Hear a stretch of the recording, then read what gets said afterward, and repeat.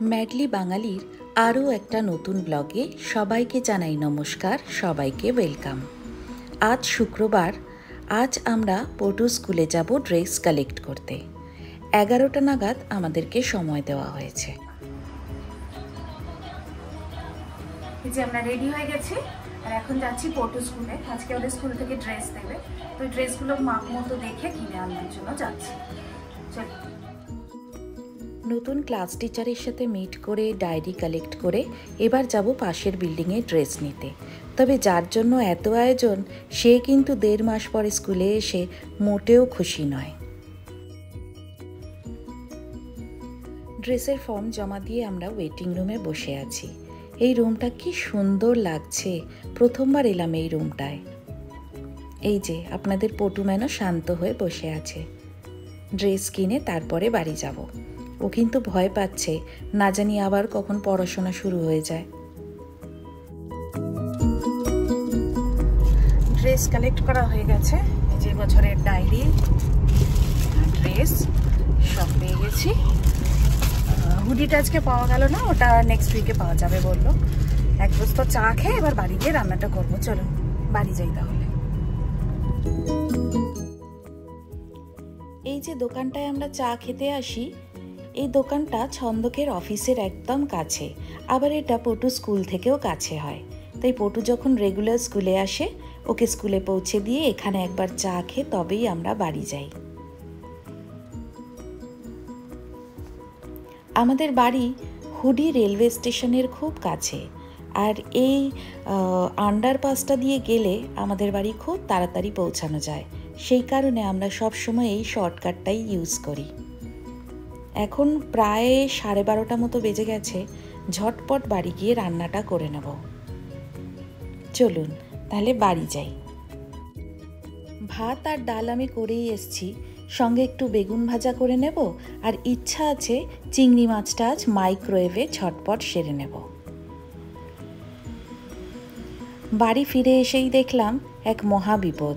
আজকে এখানে কারেন্টের কোনো একটা প্রবলেম হয়েছে, তো 2-3 ঘন্টা কারেন্ট থাকবে না, মাইক্রোওয়েভও চালাতে পারবো না। তাই ভাবলাম রেসিপিটা একই থাকুক, কিন্তু এটা আমি ফ্রাইং প্যানে বানিয়ে নেব।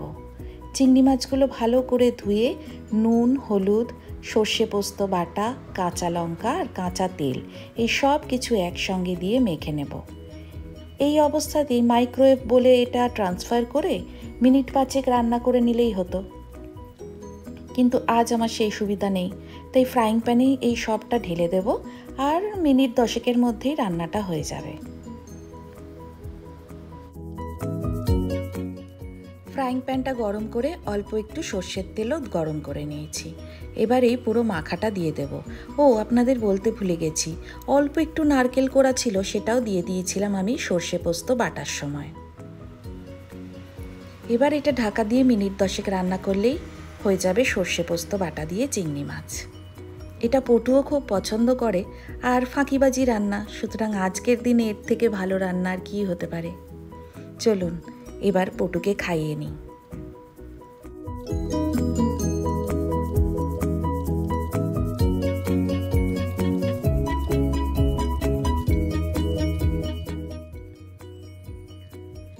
এই বেলা এত সাদামাটা খাবার খাওয়াচ্ছি তো, তাই বাবা ছেলে দুজনেরই অপছন্দ।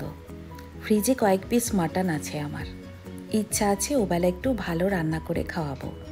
এমনিতেও আজকে উইকেন্ড, শুক্রবার, ভালো একটু খাবার রাতে হলে সবারই মন ভালো লাগে। ভেবেছি ইয়াখনি দেগি পোলাও রান্না করব। জানি না কেমন হবে, আমিও প্রথমবারই বানাবো আজ। বিকেলবেলা সূর্য ডোবার ঠিক আগে আজকে আকাশটা খুব সুন্দর হয়েছিল। মেঘ একটু আছে, তবে বৃষ্টি হবে কিনা বলতে পারছি না। তবে হাওয়া নেই একদম আজকে, জানেন, গাছের একটা পাতাও নড়ছে না।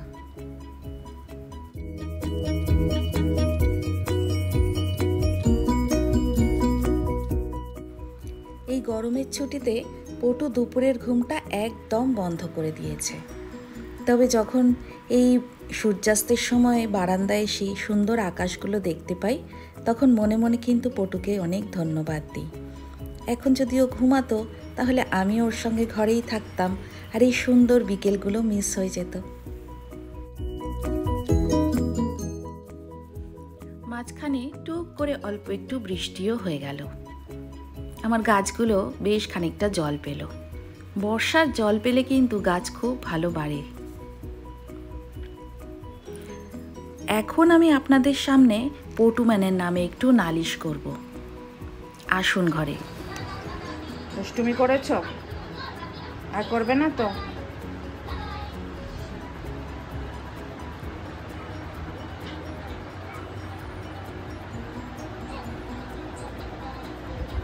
কে করেছে দেয়ালে এই কাজগুলো? Hands down. কে করেছে? দুত্তু করেছো তুমি? আর করবে না তো? আর করবে না তো? গরমের ছুটিতে কিন্তু পটুম্যানের দুষ্টুমি সাংঘাতিক বেড়েছে। আমার ড্রেসিং টেবিল খুলে সমস্ত সাজের জিনিসপত্র বার করে আনে খাটের উপরে, আর তার মধ্যেই কোনো একটা পারফিউম বা টোনার কিছু একটা দেয়ালের মধ্যে ছিটিয়েছে। ওই দাগ কিন্তু ধুয়েও যাচ্ছে না, আমাকে আবার ওই জায়গায় কালার করতে হবে। যাই হোক, ছোটবেলার থেকে শিখে এসেছি বাড়িঘরের সৌন্দর্যের উপরে বাচ্চাদের শৈশব। মা, জেঠিমা, মাসিরা এইসবই শিখিয়েছে। তাই বেশিক্ষণ তো ওর ওপর রাগ করে থাকতে পারবো না। রান্নাঘরে চলে এলাম। একটা প্রেশার কুকারের মধ্যে মাটনের পিসগুলো নিয়ে তার মধ্যে 2 কাপ জল দিয়ে দিলাম। আমার কাছে সামান্য অল্প একটুই মাটন আছে আজ, তাই 2 কাপ জল দিলাম। তার মধ্যে নুন, পেঁয়াজ কুচি, কাঁচা লঙ্কা কুচি, অল্প একটু গোটা জিরে আর তেজপাতা দেব। এর সঙ্গে দিয়ে দেব 1 চামচ করে আদা রসুন বাটা। তারপরে প্রেশার কুকারটা বন্ধ করে আমি 6 বা 7টা সিটি মতো এটা রান্না করে নেব। মাটনটা মোটামুটি 90% কুক হয়ে যায় এমনভাবেই রান্না করব। এটা হতে থাকুক, আমি ততক্ষণ পটুম্যানকে একটু পড়াশোনা করিয়ে আসি। প্রেশারটা পুরো বেরিয়ে গেলে বাকি রান্নাটা করব।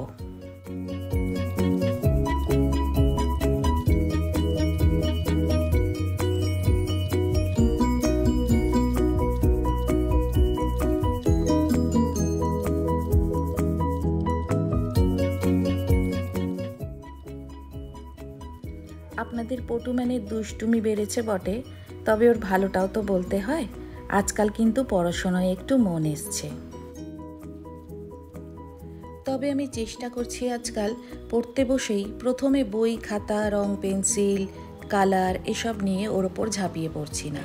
প্রথমে কয়েকটা ফিজেট, যেগুলো করলে ওর একটু রিল্যাক্স ফিল হয়, সেইগুলো করিয়ে নিচ্ছি। একটুখানি ফাইন মোটরের কাজ করিয়ে নিচ্ছি। তারপরে বই খাতাগুলো নিয়ে বসছি। তাতে হচ্ছে কি, ও মনে করছে হয়তো একটু খেলার জন্য হচ্ছে বা একটু রিল্যাক্স হয়ে যাচ্ছে। তারপরে লিখতে দিলে বেশ লিখতে পারছে। লেখার থেকেও বেশি অন্তত ওর কনসেপ্টটা এসছে যে কীভাবে পেন্সিল ধরতে হবে, কোথার থেকে কোথায় লাইন টানতে হবে। এই ব্যাপারগুলো একটুখানি ইমপ্রুভ হয়েছে ওর। আজকাল ও কালার চিনতে শিখেছে, শেপ চিনতে শিখেছে। মানে ধরুন অনেকগুলো ছবি এঁকে দেওয়া হয়েছে বিভিন্ন শেপের, তার মধ্যে থেকে সার্কেল কোনটা সেগুলো আইডেন্টিফাই করতে পারছে, বা রেড কালার কোনটা সেইগুলো আইডেন্টিফাই করতে পারছে।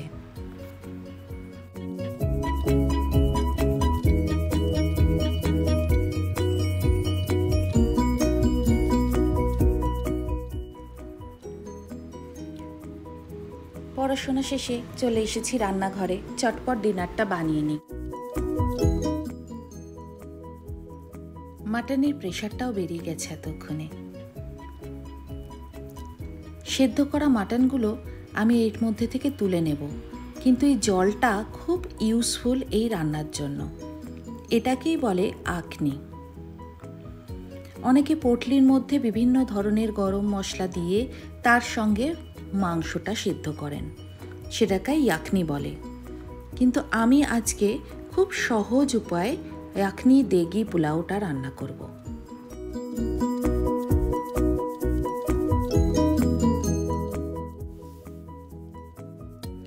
হ্যাঁ, মাংসগুলো ভালোই সেদ্ধ হয়ে গেছে। এই ইয়াখনির জলটা আমি কিন্তু রেখে দেব এটা আমি যখন চালটা সেদ্ধ করব তখন তার মধ্যে ব্যবহার করব।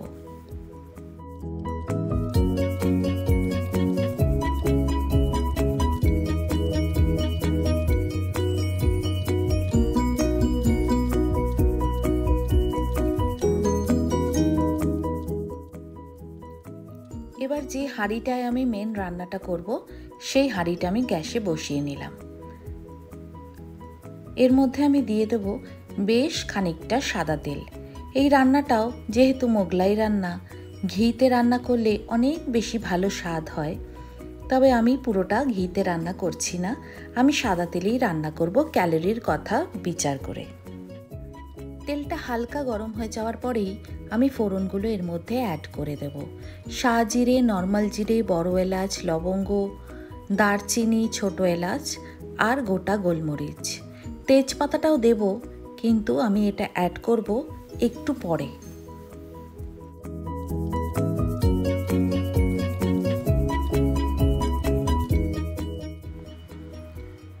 তেলটা যেহেতু হালকা গরম করেছিলাম, তাই আমি এই মশলাগুলো 20-25 সেকেন্ড মতো নাড়াচাড়া করে নিলাম। এরপর এর মধ্যে আমি দিয়ে দিচ্ছি স্লাইস করে কেটে রাখা পেঁয়াজগুলো।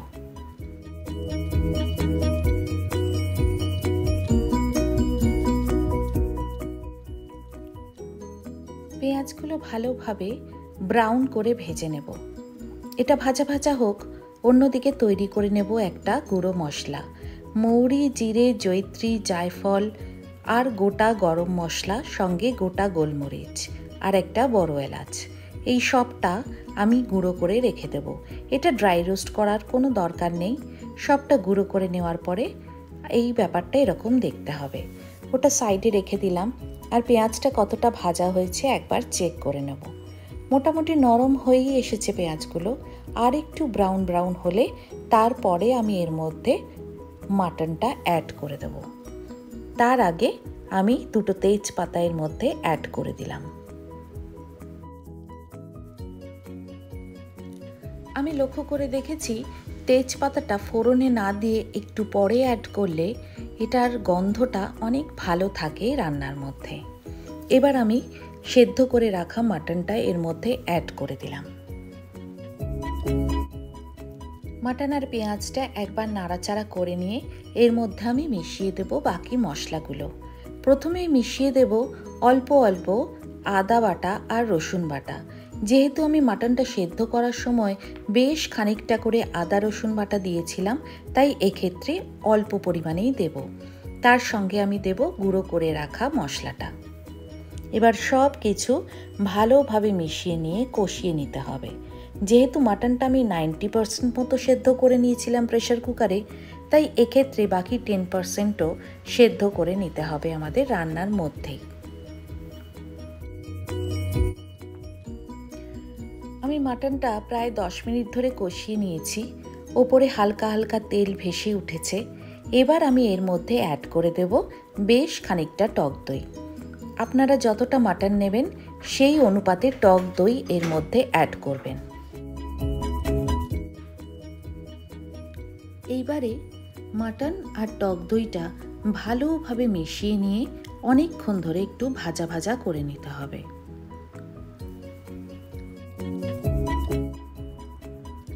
দেখতেই পাচ্ছেন বেশ খানিকক্ষণ এটা ভাজা ভাজা করে নেওয়ার পরে ওপরে তেলটা ভেসে উঠেছে। এবার আমি এর মধ্যে মিশিয়ে দেব চালটা। চালটা আমি অনেকক্ষণ আগেই বেশ আধ ঘন্টা মতো ভিজিয়ে রেখেছিলাম, তারপরে জলটা ঝরিয়ে নিয়েছি। এই চালটা এবার আমি মাটনের মধ্যে অ্যাড করে দেব।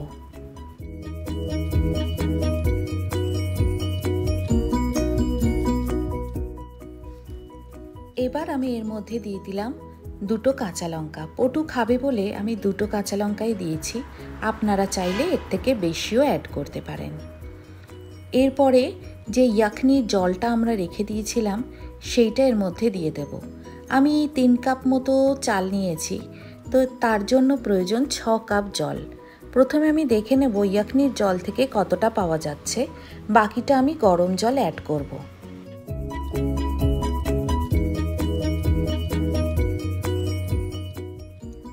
আমি 3 কাপ মতো ইয়াখনি পেয়েছি, তাই বাকি 3 কাপ আমি নর্মাল জল গরম করে নিয়ে এই চালের মধ্যে অ্যাড করে দিচ্ছি।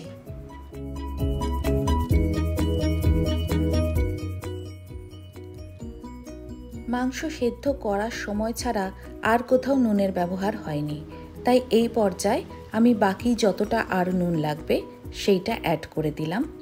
আর তার সঙ্গে দিয়ে দেব 2 চামচ মতো কেওড়া ওয়াটার।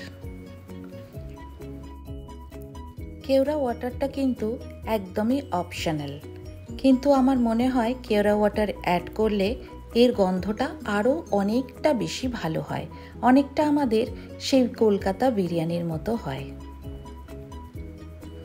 চালটা ফুটে গিয়ে জলটা প্রায় মরে এসেছে। মিনিট 15 হাই ফ্লেমে রান্না করার পরে এই রকম দেখতে হবে অনেকটা। এবার আমি অন্য একটা ছোট গ্যাসের বার্নারের মধ্যে একটা চাটু বসিয়ে মিনিট 6 মতো গরম করে নিয়েছি। এই হাঁড়িটা এবার তার মধ্যেই বসিয়ে দেব। বাকি রান্নাটা দমে হবে। তার আগে আমি এর মধ্যে অ্যাড করে দিলাম বেরেস্তা। এই বেরেস্তাটা আপনাদের মনে আছে? আমি এয়ার ফ্রায়ারে করে রেখেছিলাম সেই বেরেস্তাটা। আর 2-3 চামচ মতো ঘি। এবার এই সবটা ঢাকা দিয়ে আমি গরম চাটুর ওপরে বসিয়ে দেব।